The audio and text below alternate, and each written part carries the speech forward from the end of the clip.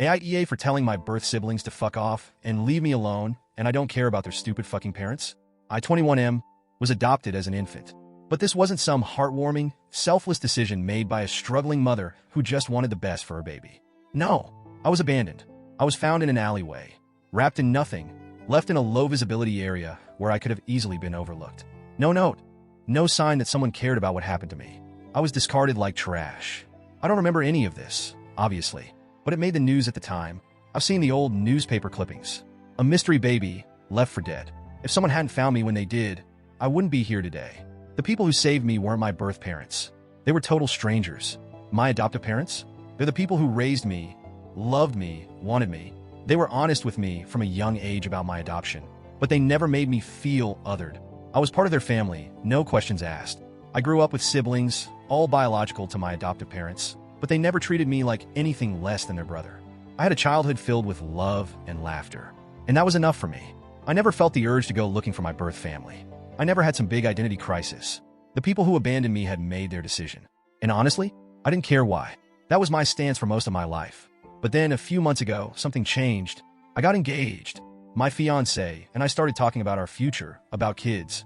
And for the first time, I had to confront the one real problem with not knowing anything about my birth family, medical history. What if I had some genetic disorder I didn't know about?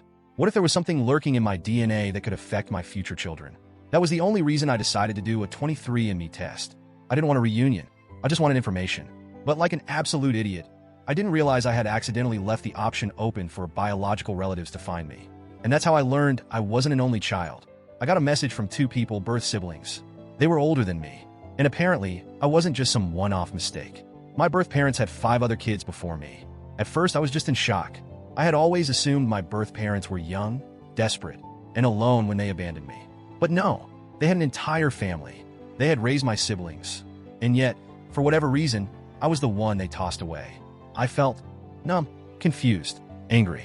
But my birth siblings didn't come at me with hostility. They acted excited.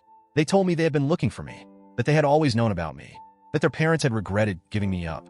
That last part, that made me pause. Because let's be real, they didn't give me up. They dumped me in an alley like a piece of garbage. Still, I decided to be civil. I told them straight up that I didn't have an interest in reconnecting with my birth parents, but if they had any medical history to share, I'd appreciate it. They didn't answer my question. Instead, they kept pushing to tell me my birth parents' real story. I shut it down. I told them, flat out, that I didn't care why my birth parents abandoned me.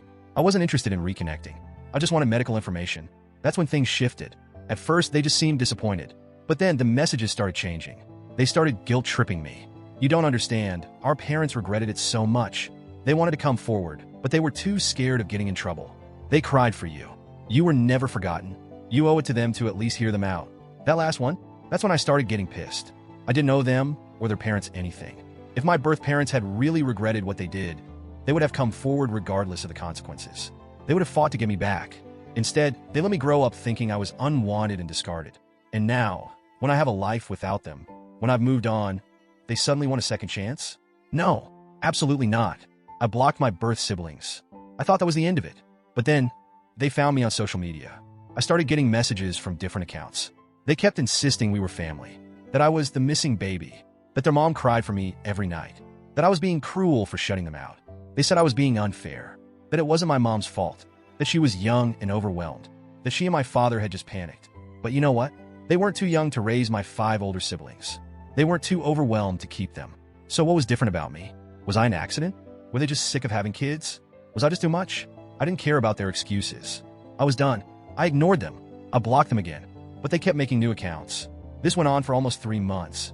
3 months of them pushing and pushing, trying to force me to care about people who hadn't cared about me. And eventually I snapped. I sent one final message before deleting everything. FCK off. Leave me alone. I don't care about you or your stupid f***ing parents. And that was apparently too far. They lost their minds. They told me I was cruel, that their parents didn't deserve that kind of hate, that I was being heartless. They kept coming at me, but I didn't even read the rest. I deleted my account entirely. And now, I don't know. I don't regret cutting them off. I don't regret refusing to engage. I know I don't owe them anything, but was my final message too harsh? Was it too much? Because a part of me wonders, should I have just ignored them one last time instead of snapping?